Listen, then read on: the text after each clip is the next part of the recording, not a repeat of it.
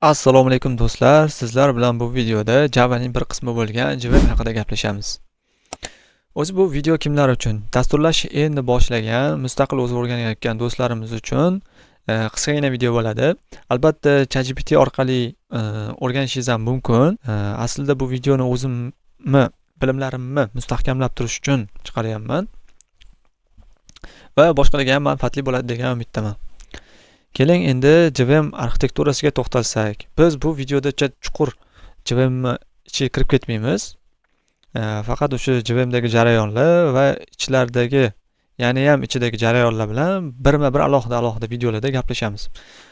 Juda ham qisqa video bo'ladi. Keling endi men bu yerda JVM arxitekturasini rasman tayyor qilib qo'ygandim. Keling do'stlar, endi JVMning ichiga to'xtalsak. JVM bu Java virtual mashinasi bo'lib, Java kodlarimizni ishga tushirib beradigan kichik bir dasturcha. Ya'ni o'sha kompilatsiya qilingan kodlarimizni ishlatib beradi. Birinchi jarayon bu class loader. Class loader nima ish bajaradi?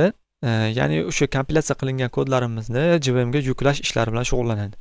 Runtime data array bu Javada xotira maydonlarini yaratadi va xotirani boshqaradi. Ko'pchiligimiz o'ylaymizki, Javada heap va stack xotira maydonlaridan iborat deb o'ylaymiz. Yo'q, aslida JVM 5 ta xotira maydonini yaratadi. Bular haqida alohida videoyimizda suhbatlashamiz. Executing engine bu Javada kompilatsiya qilingan kodlarimizni ishlatib beradi. Ishlatib beruvchi asosiy uskuna.